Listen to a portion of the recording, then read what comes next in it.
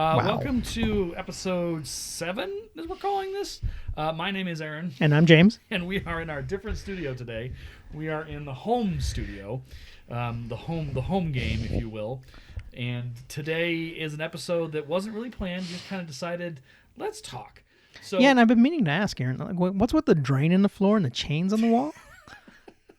It's an aesthetic, okay? Okay. It's interior design. I mean, I love that like bare rock look. It's really nice.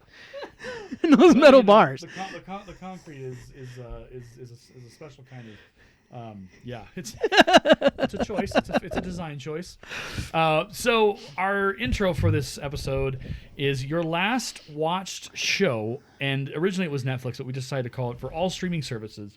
So your last watched show on your streaming platform is your vibe for 2022, which, yeah, I'm actually move this. Oh, okay.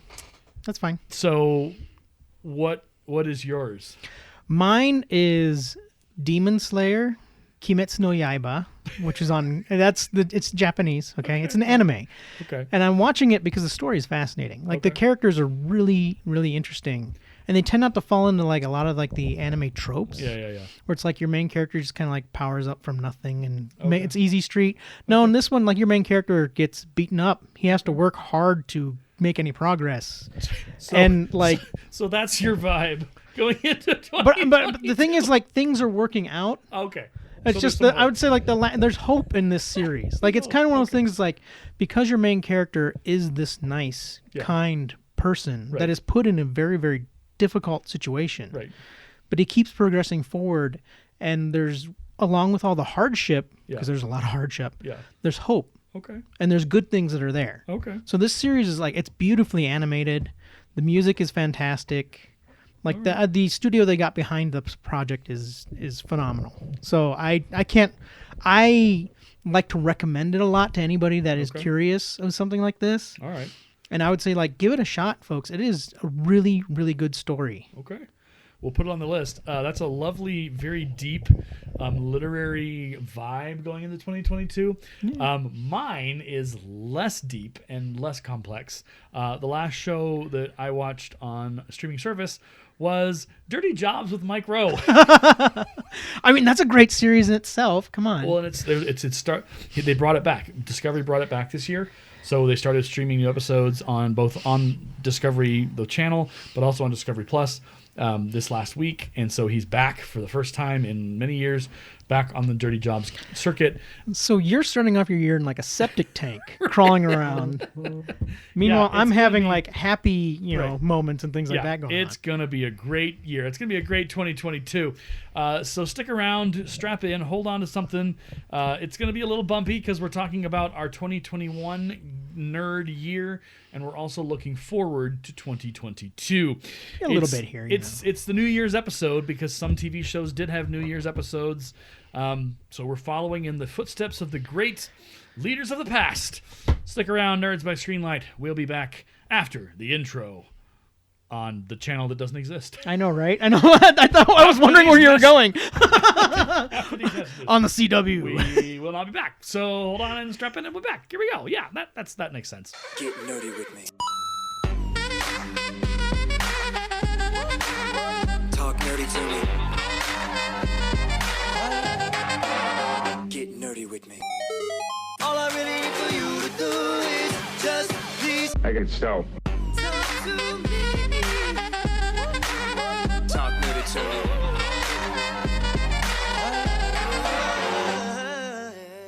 Let's see if we can do that. All right, so we are back. We're testing out our mics because we are again in the home studio. Yeah. And apparently, instead of being super quiet, I was super mega loud. Yeah, you redlined the meter. So I'm like a little further back. We're toying with things.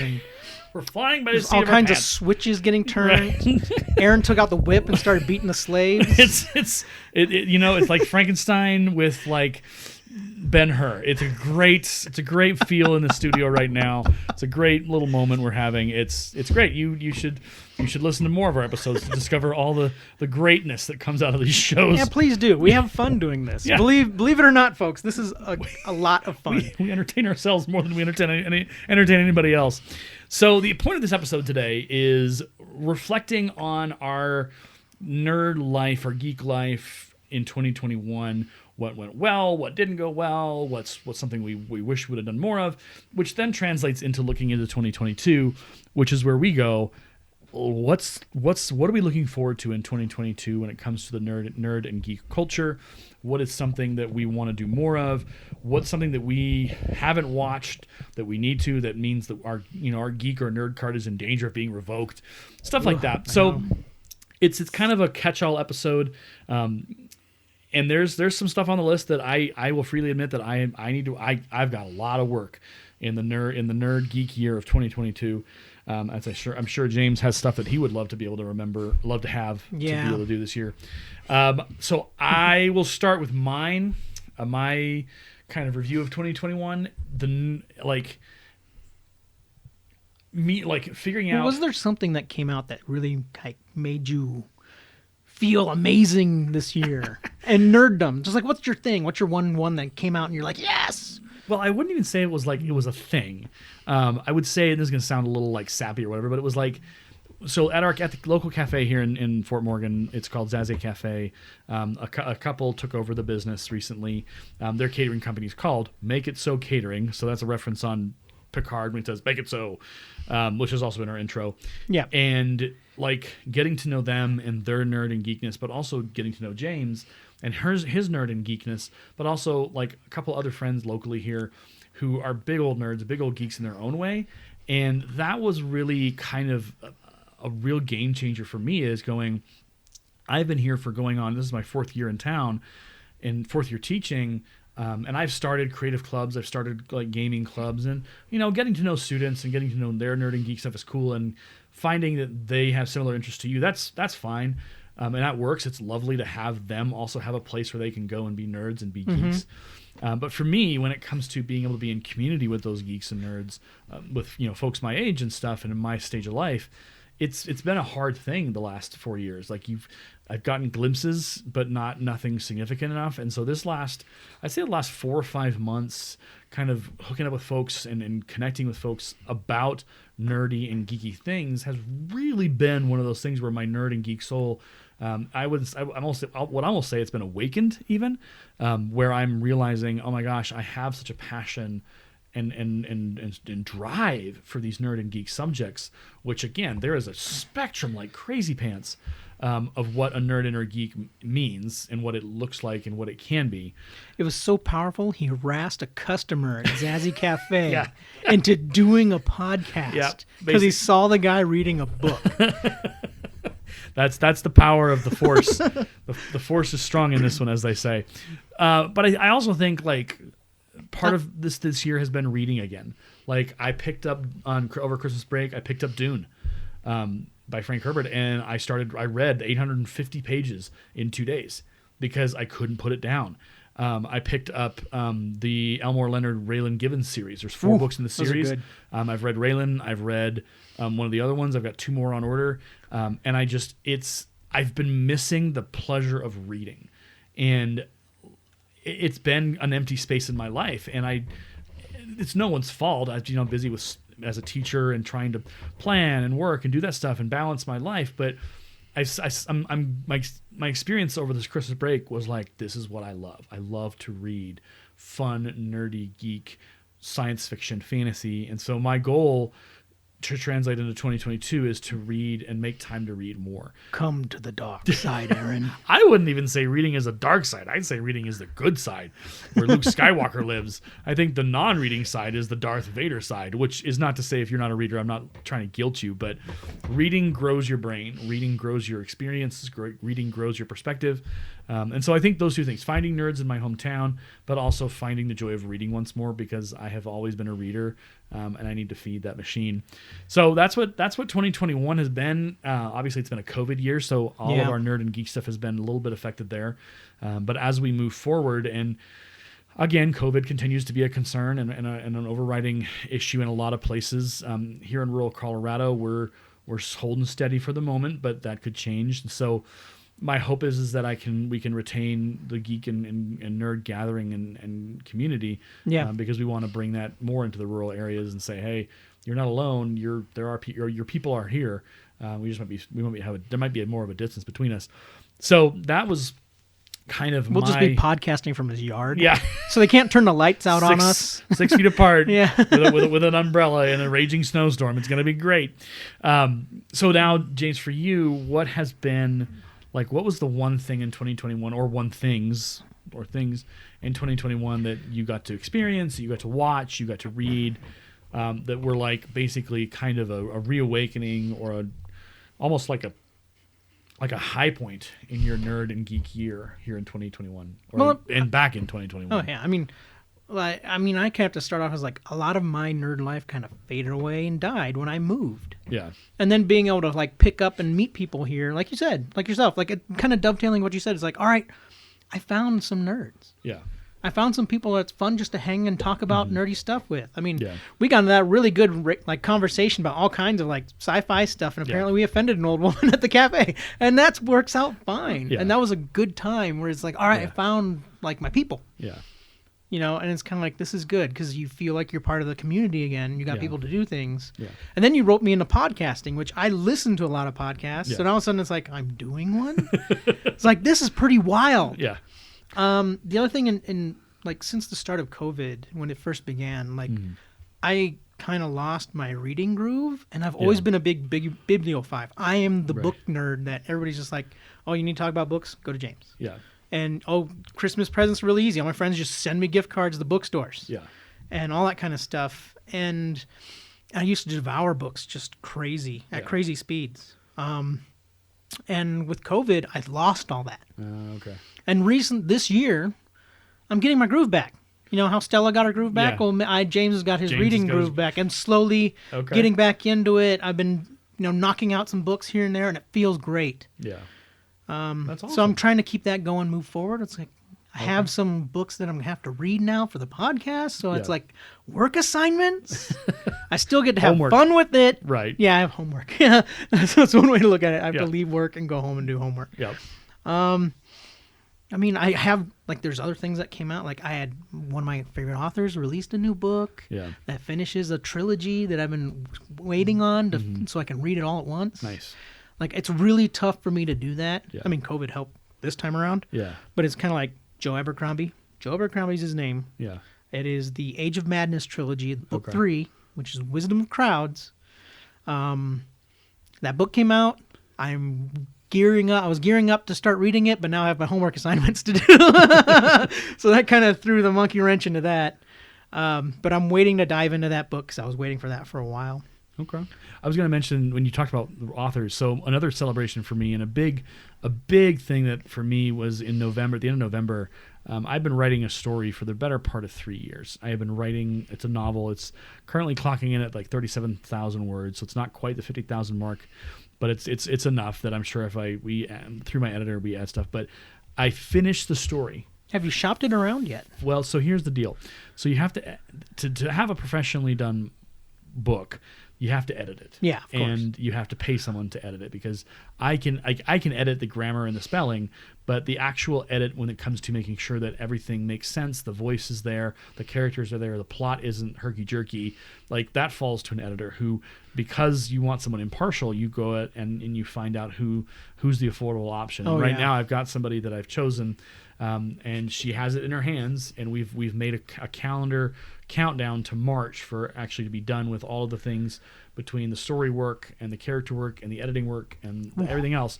So for me, it was I applaud you for this. This is not easy. No, and I started writing it 3 years ago, and the story, this authors will say this sometimes, and it sounds to non-writers it will sound a little corny, but sometimes a story refuses to shut up. A story says, I want you to tell me, and you need to finish this story. And with this book that I've written, it never stopped talking. There was always something you need to finish the story. The characters are, and again, it sounds weird if you're a non-writer, Like, if you don't write a lot or write creatively, I would suggest that you try and learn and engage that world. But if you don't write creatively a lot, the characters at a certain point will take over the story. Oh, yeah. Well, there's things like I can kind of relate to that. Yeah. Through like creating characters. I play a lot of Dungeons and Dragons and stuff, folks. When you create certain characters, sometimes their voices in your head don't stop. Yeah. And sometimes even though the game is done, so you're not playing that character, but that character is still there. It's in your brain. Yeah. I have one that we finished a game. It was probably the longest game I was involved with. It was like 2.5 years. Wow. And that character is still in my brain saying, my story's not done. Yeah. And he was a survivor from when the party first began all the way through, so he saw the whole thing. Yeah. And that voice is still in my head. Yeah. And it's hard to get him out because it's like, hey, we're not going to go back to that game world anymore. Right. If we do, you would probably end up being the bad guy. But it's one of the things where it's just like his voice, that character, that personality that you created. They stick with you. It's right there just yakking away. Yeah.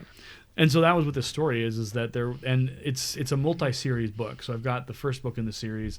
I don't know how many books in the series there's going to be. There might just be 2 or 3. I don't know. Did you leave it open? Yes. Oh yeah. No. Okay. There is plenty more to be had in book 2. And the thing about it is that it got to. So the thing about that, again, I'm not an expert in writing, but what I've experienced in this writing process, which again has been a big part of my nerd journey this year and over the last 3 years, is I never got to a point until like in November where I was like, okay, I think the story's done. Mm-hmm. And as a writer, you get that sense of like, okay, I've written everything that needs to be written in this volume or in this book. Yeah. I now need to close this out. And then if there is to be a sequel or if there is to be a next novel in the series, I'm comfortable with exploring that with the next book, setting up that. But you said what you needed to say here. And it's interesting. So within this story, there's certain characters that, there's only one character the story is really about. Okay. And I got to like the last chapter, and I was like, you know what? The part of her story that we needed to talk about, it's done. Like her part in this story, at least in this book, is in this book's meaning and its theme and its whatever you want to call it. The character's time is done. There's more to be explored. But what the character started out as in chapter 1 is now completely different in chapter, say, 20. And that when I look at that and I look at the arc that the character had gone through and where they eventually had settled, I was like, okay, her story in this book is finished. Her part in the overall universe and world is not finished. She has plenty more to offer, plenty more perspective, plenty more interesting storylines that can be created for her, through her, and about her. But now is this a sci-fi book? No, it's a real world, like just regular old world story, and it's I will share with you the copy that I shared with her, so you can, if you want to. You'll have to slog a little bit, okay? But it's a read. It's 37,000 words. Oh yeah. But it's the story. The next evolution in that story is okay. Her problem, her arc is finished. Now we have to address the next thing. And in the current draft of the book, there is a part that is naturally okay. We have the next challenge. We have the next thing. We have the next. In this fiction world, you call it the big bad or whatever you want to call it. That has to be defeated or has to be figured out or has to be sorted through varying adventures. And so for me, book 2, I've contemplated back and forth, going like, oh, do I want to set it during Christmas? How do I want to do that? I haven't quite decided because still the first book is in editing. I haven't gotten draft back from my editor yet. Yeah.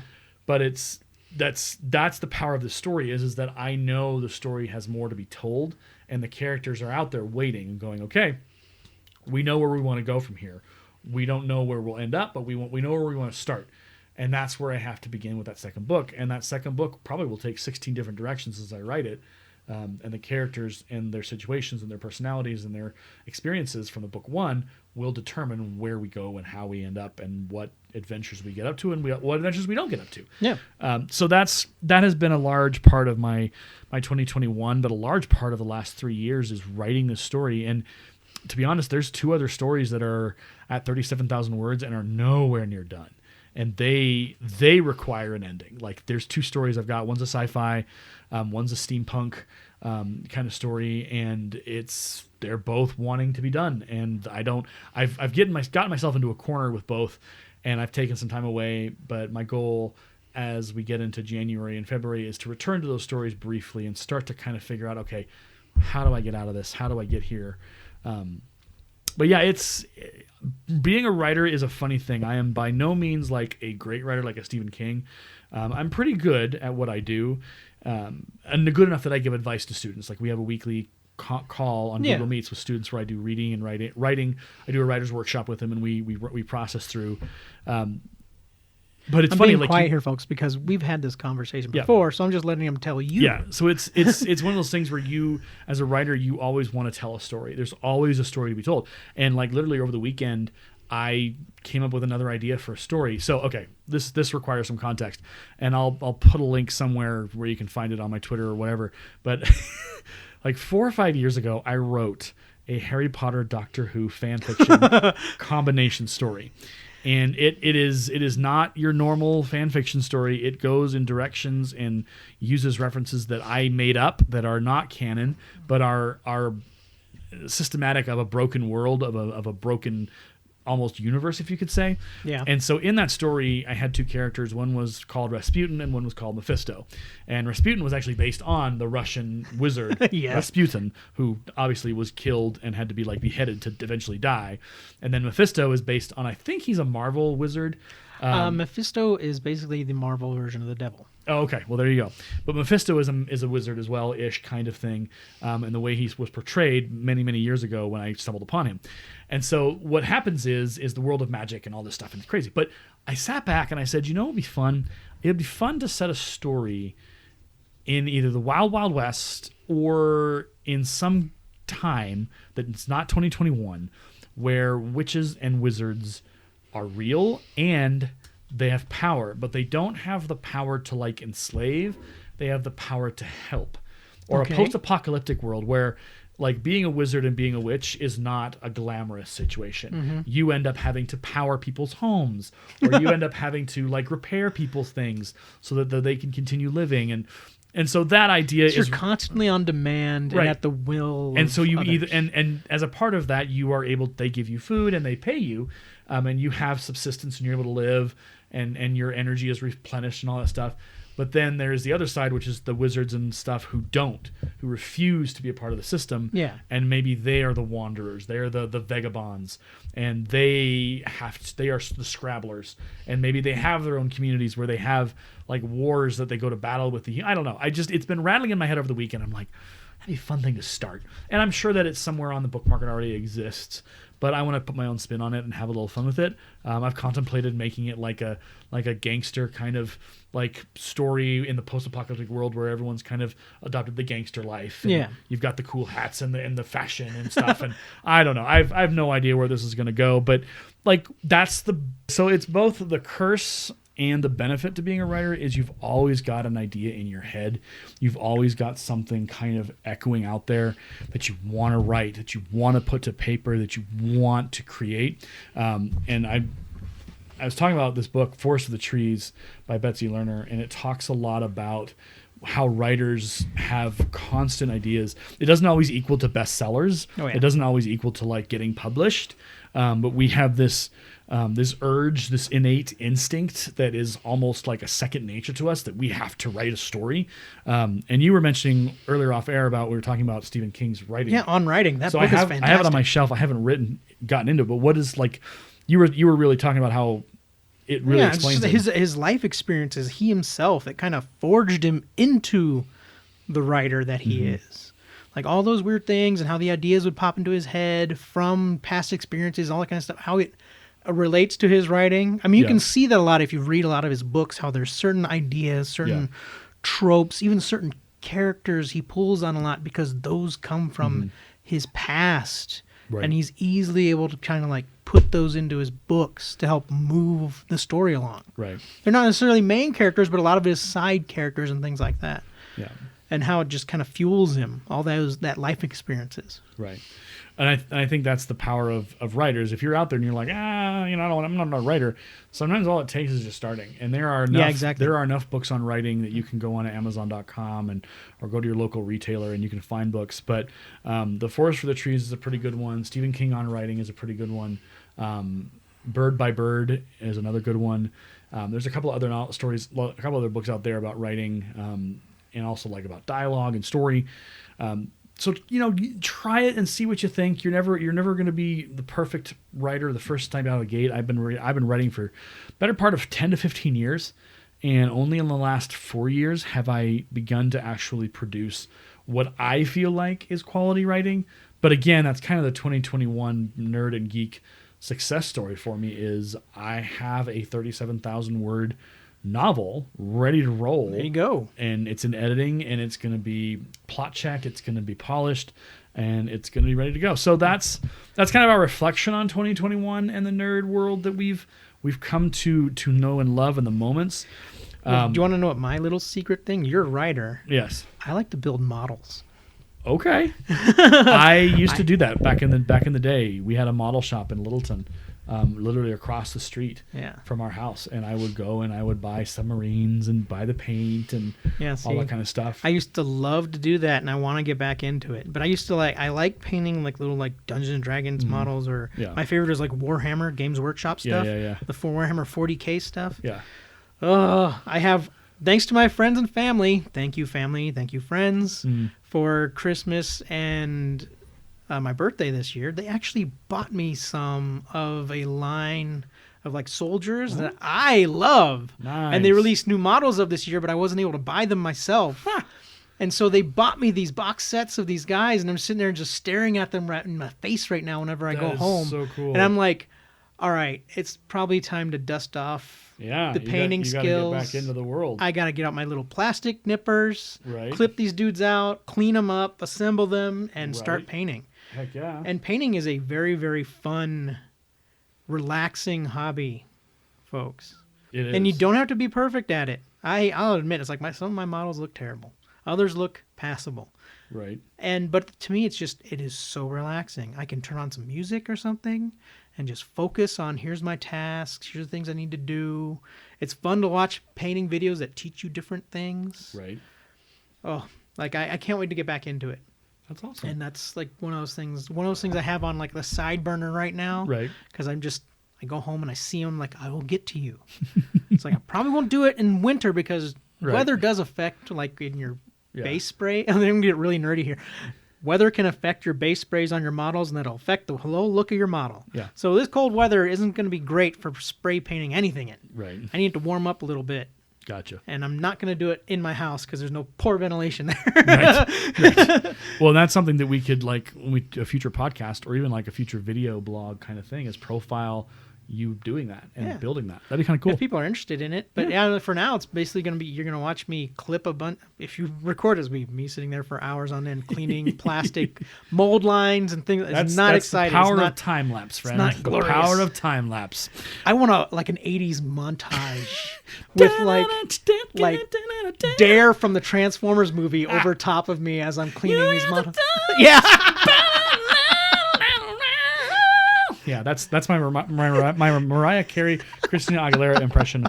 Aguilera, which I will never repeat again on this podcast. So now that that's disturbing bombshell has been dropped, that I'm aspiring to be a crooner of some type, let's take a look. Let's look into 2022 because as rough as 2021 has been, there's been some really great stuff in 2021, and I am plenty excited about 2022 into 2023. But for me, the look into 2022 for Nerd and Geekdom, there's a lot of opportunity. There's a lot of cool stuff coming. The one for me is Macbeth is coming, and I forgot about this until just this moment. Macbeth with Denzel Washington and Frances McDormand. I've been curious about this myself. So it's running in theaters through January 14th. Teachers thought it was going to be streaming on Christmas Day. It was not. Many teachers were disappointed. So it's running in theaters right now, and then on January 14th or 16th, it will actually stream on Apple Plus, which means I'll have to get an Apple Plus account to watch it. But all reviews point to the Coen brothers doing a legitimate Macbeth presentation. So should I bring the popcorn? We might actually do that one of these nights in the middle of January. We might actually watch it and make some notes, break out, because I've got the Hamlet, No Fear Shakespeare books and stuff. Oh, cool. And not Hamlet, sorry, Macbeth. Macbeth. I've got the Macbeth stuff, and we actually do a study of Macbeth in one of our classes at my high school that I teach at. We haven't had anybody enroll in the class, but it exists and it's there. But Macbeth is fun because of the literary comparisons, the Three Witches, and there's a lot of fun stuff in there. Oh yeah, and there's a lot of depth. That's the beauty of Shakespeare, is there's so much there that he infers and refers and layers it in there, and you gotta pull it apart. Yeah, he mixes it in like a grandmaster cook. So I'm looking forward to Macbeth because I'm a literature nerd.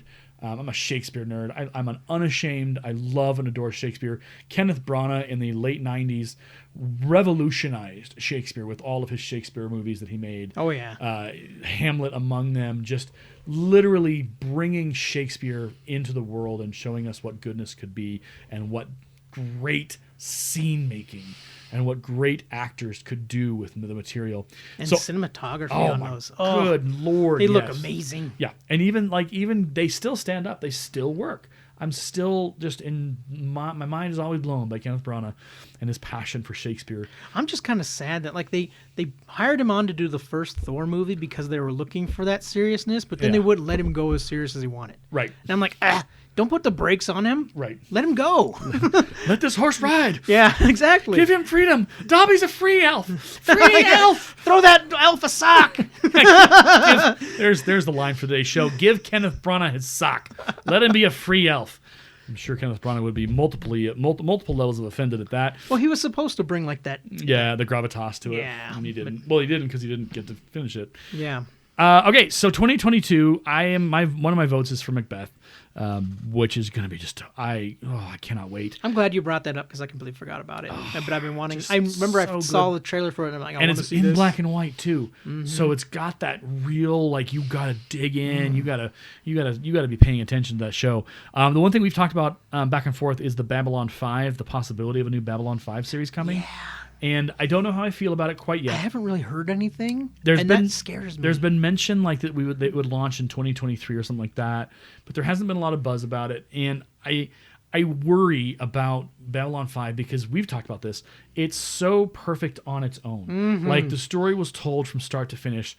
We don't need a new retelling of that same story. I think if you take something out of the Babylon 5 universe and you go forward with it and you tell another phase of the story, another piece of that story that takes us in a new direction and may revisit old characters, but allows us and retains the spirit and the heart and the writing of the original. Yeah. Well, did they bring back Straczynski for this?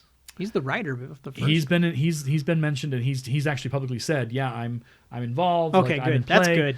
But that gives me a little hope there. Right. Because, I said, usually nerds on these something this big. Yeah. It'd be everywhere, but I haven't seen anything, so that scares me. I think it's kind of they're trying to kind of figure it out and see if there's interest. And I think there is, but there's always that thing of okay, well, if you bring it back, you got to do it right. Yep. There was concern with Superman and Lois when that was announced for the CW. Yeah. And people were worried, and the first episode came, and people were just like, "This is what Superman should have been. Mm-hmm. Where has this been?" And so that whole season has gotten some pretty positive reviews. I haven't had a chance to sit down and watch it because it's the CW and everything else that they produce superhero wise is kind of apparently the Supergirl finale was distasteful and upsetting to everybody apparently because it the problem with the CW is their budget for their special effects and the money they're willing to put into most of their superhero programs is minimal. Okay. And so you end up with CGI and stuff that is not practical, and it looks shoddy. Yeah. And the praise that was given for Superman and Lois was, you actually put your money where your mouth was. You did a legit special effects Superman television series. And overall, I've seen mostly positive kind of reactions to each episode that's been coming out. So I haven't watched it. I'll admit, Superman is probably one of my favorite superheroes, but I haven't watched it because I've always been afraid. I loved the casting of Henry Cavill as Superman. I'm like, this guy can do it. Right. He even looks the part. Yep. And then the But script the disappointed us script all. and the story, the movies, I'm like, this is not Superman. Yeah. You And didn't then do your homework. Then there was the mustache issue. You fail. Oh, God. And I'm just like, this is just massive failure. Yeah. Why didn't someone say stop? Yeah. We need to fix this. Why didn't you even go back and watch the Richard Donner Superman? Because Right. he did his homework. He get it. Right. He got it. Yep. He just didn't have the modern day stuff to make Right. that movie. That would probably be fantastic if Oh he my did. gosh, can you imagine? Oh man. Woo. But I'm just saying, it's like the modern day Superman movies. Those things are just I'm just like, I can't watch it. Yeah. And then a lot of the CW shows, they beat that dead horse sometimes by dragging it on too long. Yep. Like the Green Arrow. Like I had a friend convince me. Hello, Red. She convinced me to watch Green Arrow and give it a shot. Yeah. And those first few seasons were amazing. Yeah. And then suddenly the show stopped being about Green Arrow and it started being about Felicity and friends. Yeah. And I was kind of like, why are we focused more on the Yeah. side characters and Yeah. not Green Arrow anymore? Yeah. But then I'm also like, this show kind of ran its course. You guys need to stop. Right. And then new But season would come out and it's like, what are you doing? Stop. Right. And Those they make money for the CW because the CW wants to be able to say we're the superhero network. We got shows. They're going. Yeah. Because if you cancel a show, well, that's not good. People are Yeah. gonna start to question, be like, why is it canceled? It's like, well, you just need to end it and start a new story with a new whatever. Yeah. The only show I've watched on the CW, I watched a little of Supergirl.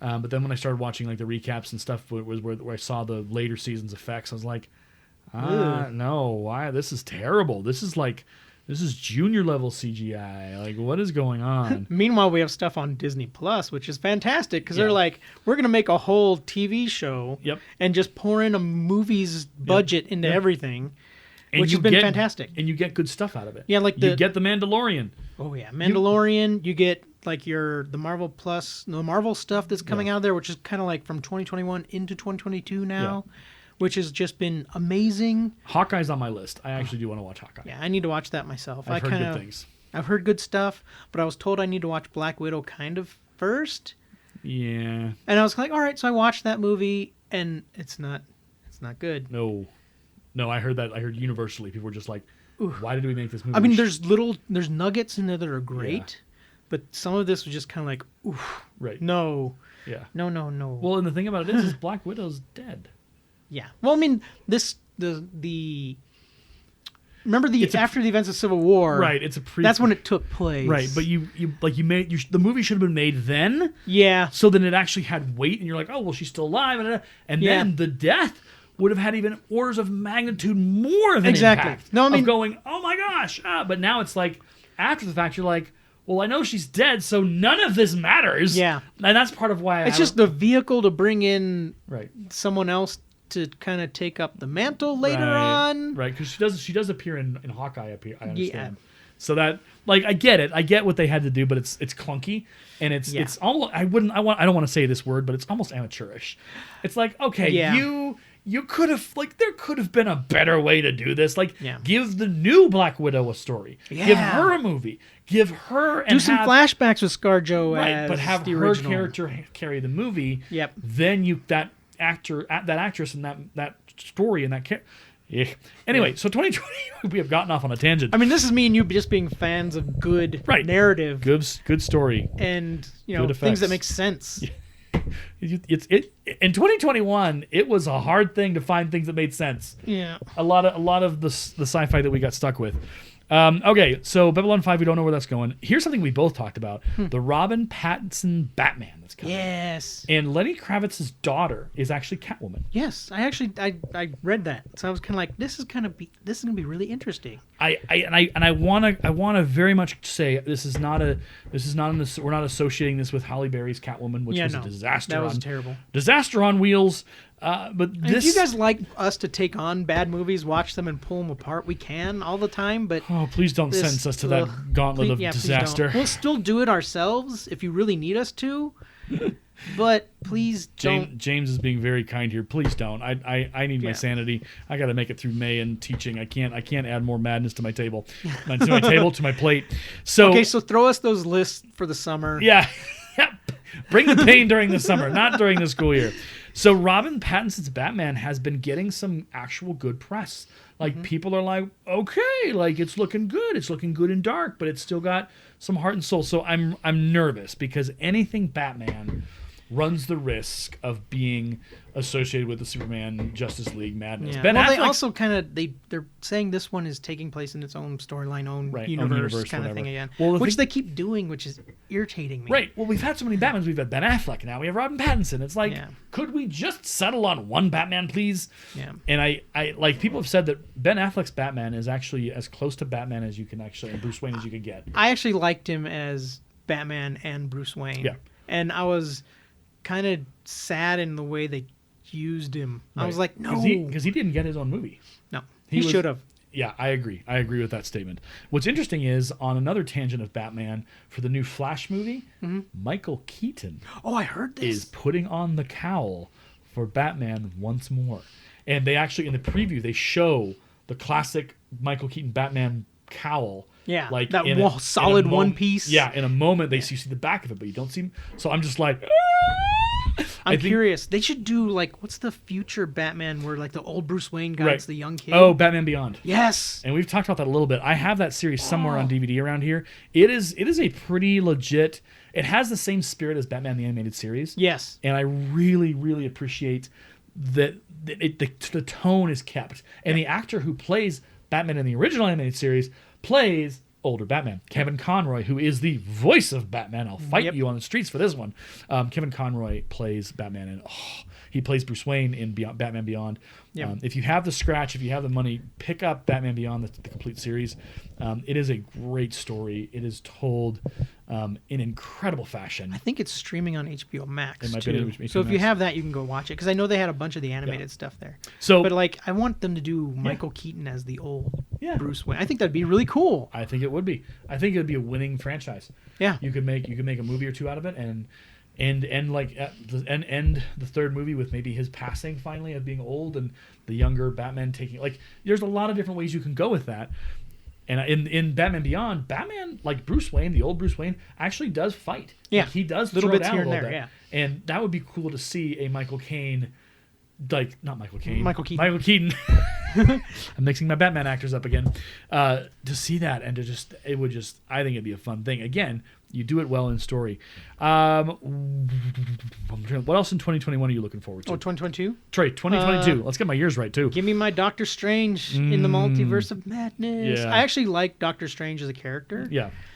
And I like that Benedict Cumberbatch is amazing. as good as this He's character. legit. But it's just, I want them, kind of like we've seen him do stuff that, you know, he could pretty much break a lot of their characters and their movies and stuff if he gets involved. Because Right. Doctor Strange is immensely powerful. Yes. But they kind of made him kind of jokey. Yeah. And I'm looking forward to a more serious movie with him Well, facing those things that are actually a threat to him. Did you watch that trailer? Yes. The end scene is the evil Doctor Strange. Yes. Well, that Going, they call him. it's been a blah, blah, blah, blah." Yeah, they call him a Strange Supreme or something like that. And I'm just like, Which is from the What If, folks. Go watch What If. Yeah. That's an amazing little animated series of shows. nice. And they're actually going to take bits and pieces of that because they're involving the multiverse. Nice. So it's like the strange you see in those What If things is that's the one that's in the trailer. Yeah. At least that's what everybody believes so far. Right. Which, like, I am leaning much like you. Yeah. I think that is Strange Supreme. Right. Which means, like, oh man, Right. Bad things are about to bad happen. things are about to happen, or maybe good things, because he did go on the side of good Yeah. at the end of What If. Yeah. That's a spoiler, but And whatever. Maybe there's a bigger bad guy in that movie that Yeah. they both have to fight somehow. Yeah. But Strange Supreme is very, very, very, very powerful Yeah. on a Doctor Strange terms, which Yeah. means it's Exactly. ridiculous. Thor: Love and Thunder. Yeah, I'm interested to see what that ends up being. I don't want to say that I'm marveled out, but I have Marvel fatigue, Fatigue. It's starting to wear thin. and I'm just like, because I haven't watched any of the new stuff. Okay. My Endgame was my last. I will watch Spider-Man: No Way Home because it brings all the other Spider-Mans together. Spoiler alert, not really. Like, it's now popular knowledge that every single Spider-Man, Andrew Garfield, the other two, they do return, and they play substantial roles in the movie. Like, substantial moments are had, but all three characters get kind of a good closure. So that's one that I would like. And people were saying, like, it was actually a very, like, heartfelt ending and heartfelt story that, and this is actually said that it breaks the mold of what Marvel was doing currently. Like the Marvel of old, from Endgame on down, it was fine. But something happened after Endgame where all hell broke loose, and the Marvel universe, some not so great stuff got made, and so it was kind of unbalanced. Yeah. And like Eternals wasn't really great. Everyone was kind of like, "What is this?" I haven't seen this yet, so I'm kind of like, I'm waiting for the 12th is when it comes out on Disney Plus. Yeah. So I'm waiting, and I'm gonna watch the Eternals just to put it under my belt. Right, and say that you saw it. And say that I saw it. So I'm excited to see. I want to see No Way Home because I love Spider-Man. I love those movies. I love the character. I watched the Spider-Man animated series when it was on Fox back in the day with X-Men. Like, I'm not a diehard Spider-Man guy. Like, I'm not digging into the mythology or whatever. But I do have a deep and abiding love for Spider-Man and Peter Parker and his world and his mythology. Speaking of stuff that I'm going to have to watch to find out whether or not I like it, and it's almost like a gauntlet of pain, on my list, dive into and dig into Discovery and Picard.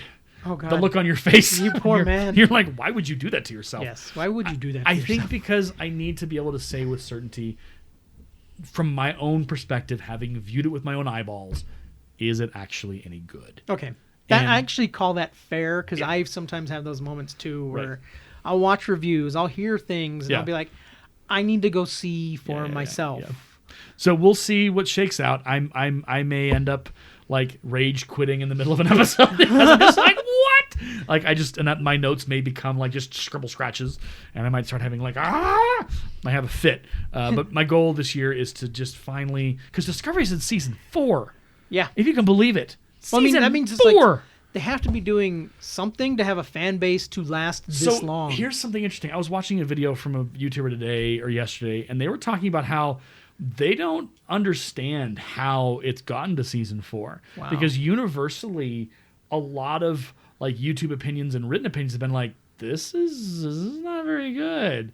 But there's also this idea of like, well, they want to keep their flagship show going. Okay. Because it was what launched Paramount Plus, and we have Star Trek, and then Picard season 1 became a thing, and so this is their Star Trek flagship because there hasn't been any new movies. Yep. The Tarantino thing never really has worked out or shaken out. There was an idea. There was the idea that he was going to do one, and I actually don't like that. I think that's a terrible idea. I don't think his style works for Star Trek. Well, we're going to take a dovetail, a rabbit trail, and a dovetail, whatever you want to call it, whatever metaphor works. Here's the deal. Star Trek is a certain thing. And Star Trek is not dark and foreboding. Nope.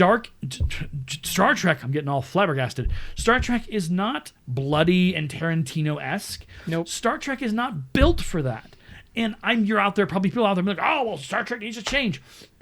In some ways, perhaps. But Star Trek has never been about like the bloody, gory. I mean, Wrath of Khan, there's some destruction, but it's not like to the level of the Tarantino style. And he has a certain style and a certain genre and a certain way. If they came out and said Tarantino coming in 2022, Star Trek 4, The Fight Back or something like that, I'd be like, I'm not gonna watch it. Like, I don't want to watch Tarantino bloody the franchise and slice and dice it like a Kill Bill franchise because he got the chance to steer the ship. You got to see Captain Kirk cut off someone's ear like in Reservoir Dogs. It makes me I don't want to say ill because that's hyperbole, but it just makes me, and I don't want to say sick because that's hyperbole again. Thing is, I'm also curious because we never really heard him talk. Like, he says he's a Star Trek fan himself. Yes. So it's like we never heard like what is his vision? Because I think Paramount. So this is the one thing that gives me a little break. Is like, all right, so you say you're a Star Trek fan. You're a Trekker. Yeah. Trekkie is the right thing to Trekkie, say. Whatever. Trekkie. So I'll fight you in the street. You get like, okay, Quentin, you're Mr. Tarantino. You are a Trekkie. Yeah. So you get it. So what would your movie be like? Would it be like his movies, or would he try to do something different, break his own mold, to match with Roddenberry's vision? I don't think he could, because he's so this. It's just every single movie he does, and the movies he does are fantastic. Like they're very stylistic, they're very much on brand. Oh yeah. But people would, if he didn't do his Tarantino thing, people would be like, "Oh, why'd you even get Tarantino in the first place? Like, get somebody else who's gonna do this normally." Yeah. Like, because it would be him holding back. And I can guarantee you, Tarantino is not somebody who strikes me as somebody who's going to pull his punches and not do the full Tarantino. And that's what makes me worried is I think the leaks have come out of Paramount and other places, been like, oh, Quentin Tarantino's in talks, and people were like, oh, okay, yeah. But then, of course, J.J. Abrams destroyed everything, and so. But well, then you wouldn't have to worry about a lot of blood and gore because phasers don't leave bodies laying around. They would probably retcon that, like they retcon everything else. Klingons using batleths to fight each other more. I'm gonna get irrationally angry if we continue this conversation. So let's pump the brakes. Let's click a turn signal. Let's find an exit. Let's turn onto the exit and find our way out of here. One more thing I'm looking forward to in 2022. Yeah. Is my all-time favorite author, Brandon Sanderson. Okay. Will be returning back to the Stormlight Archive, Okay. which is I'll talk about these book series at some point. Yeah. And I'll talk about him, probably more like him once in one series if you want to get into it, because he is my favorite author. His world building, his characters, they're phenomenal, especially those involved in the Stormlight Archive. He's returning to those book series, and we should get the new novel in November. Okay. So I am really hyped up to have him back in that series. Okay. Because he is building. Like, this is a complicated thing, and I don't really want to get into it now because we'll be here for another 2 hours. So that explains. And I gotta go to bed sometime, sir. Yeah, me too. I mean, I have work in the morning. Some of us work around here, sir. We don't get teacher days off. Hey, I work. Teachers don't just. Whatever. Say what you had to say. But yeah, so Brandon Sanderson is a phenomenal author, and the world he is building, and the stories he's building through multiple series that take place within the same universe. All pushing the same narrative forward. It is amazing. But the Stormlight Archive is probably my favorite book series that he's in. Okay. Because it also has my favorite character probably in every book that I've read. Okay. In that book series, and I'm curious to see where he's going. Okay. So I mean, it's really interesting to see where Sanderson's going to take this story. So it's like the next book is coming. And so it's like, I know it's November of this year, so it's still a long way off, but I am very, very happy to know this is coming down the track. Yeah. Okay. I'm excited for it. What else here? Checking off my list, checking it twice. I'm not Santa, though. Mandalorian, Boba Fett. Yeah, Mandalorian, Boba Fett. You got everybody. Those have been phenomenal so far. Yep. So go check them out. Yeah. I'm really excited to what I think if Star Wars, the property, can emulate series like The Mandalorian, like Boba Fett, that are well written, that are well funded.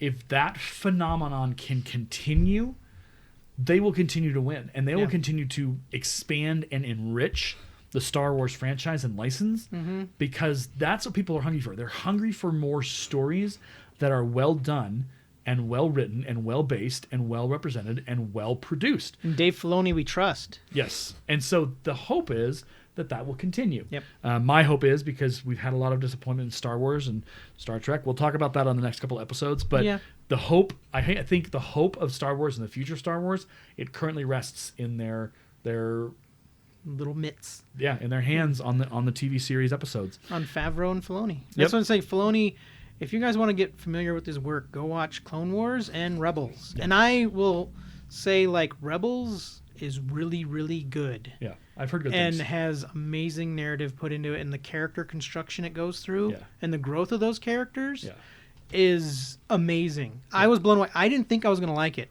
Yeah. And I'm a Star Wars person going into this, and I started watching it, and it blew my mind. Nice. And that's what got me to go watch the Clone Wars, which he did. Okay. And the Clone Wars is kind of janky at the start, but then it gets way better. It takes off.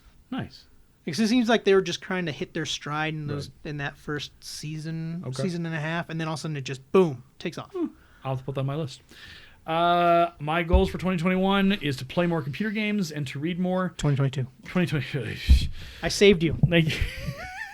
It's going to take a lot more to save my brain in that case. But thank you for the attempt. Thank you for the Hail Mary pass that will not be received until we're in the end zone into probably March or April. I'll get my date right.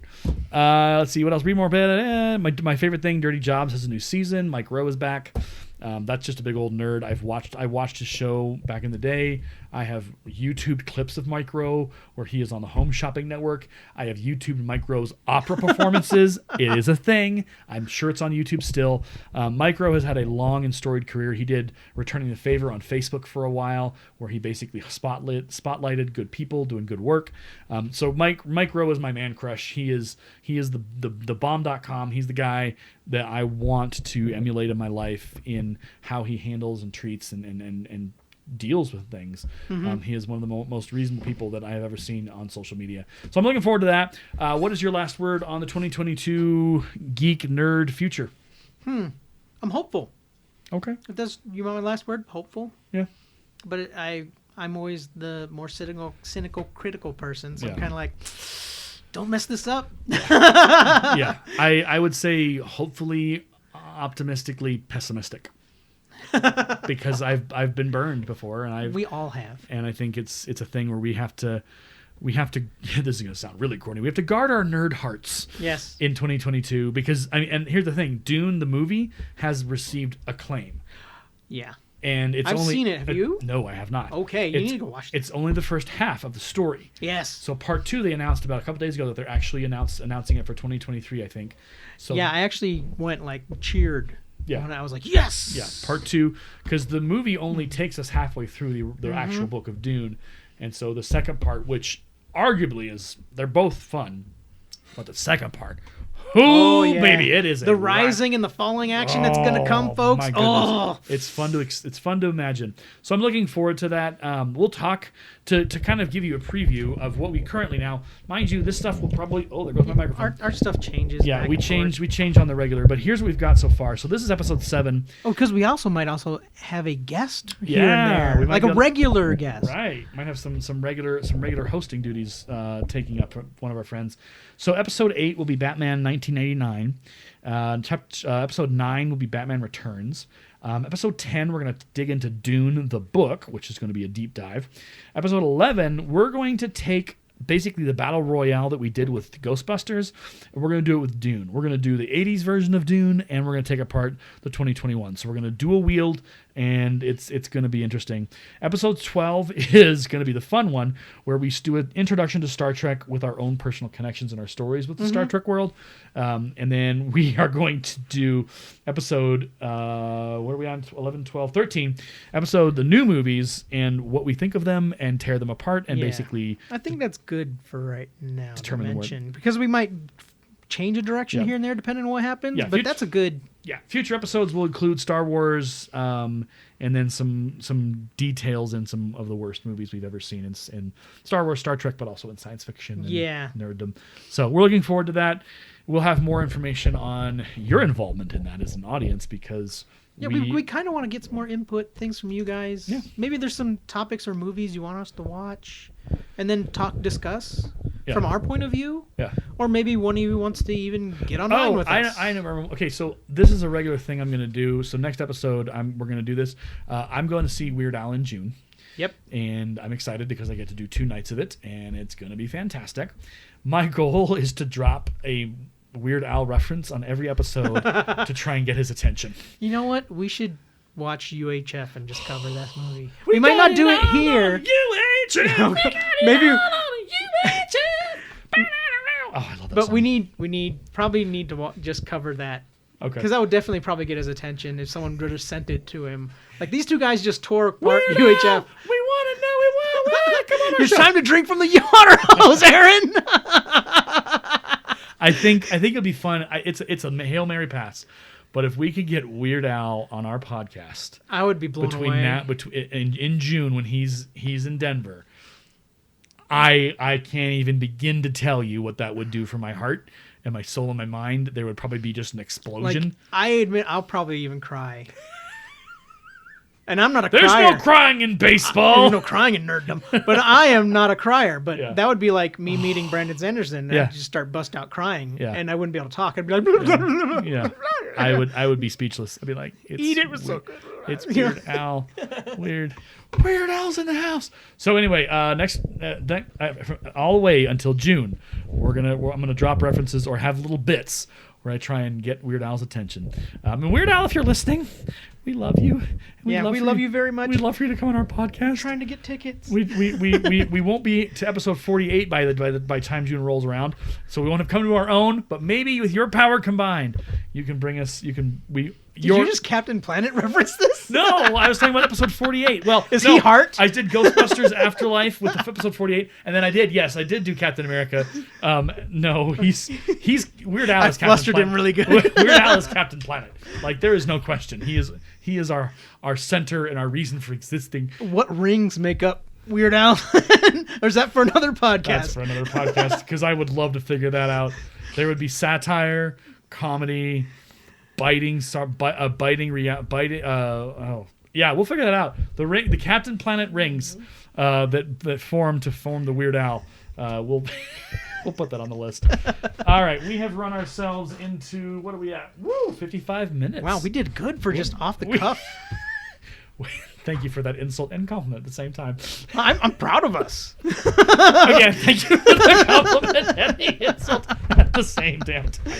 This has been a lovely episode. It's going to be a heck of a thing to write up the show notes for, but that's my job, so I get to do that. I hope you've enjoyed. I hope if you've got some ideas about what you are looking forward to in 2022 for Nerd and Geekdom, feel free to send it to the show, adelayedteacher@gmail.com. I would love to be able to read some of that stuff on the air for like the 4 or 5 listeners we've got out there. Yeah. And we will see you in the next one for Batman. Oh boy. 1989 Batman. 1989 with Michael Keaton and the stiffest Batman to exist. But the best Batman ever. I will fight you in the street for that one. There's a lot of fight month. Do you really want to go fight out in this cold right now? It's really cold. Isn't it like 10 degrees? Maybe we'll fight in April. All right. We get some warm sunshine. Maybe Weird Al can ref it. Yeah. Weird Al, we're calling you out. We want you to referee our street fight in June. Outside the theater in Denver. It'll be great. It'll be a good time for all. We'll YouTube it. We'll live stream it. It'll get all the views. You'll be even a bigger star than you were before. Which is a lie, because you're already a big star anyway. Yeah. All right. Enough with this madness. My name is Aaron. And I'm James. And this has been Nerds by Screenlight. We will see you in the next one. Take care, everybody. Out of control. The raspberry flapovers will be out in a moment. The kitchen is closed.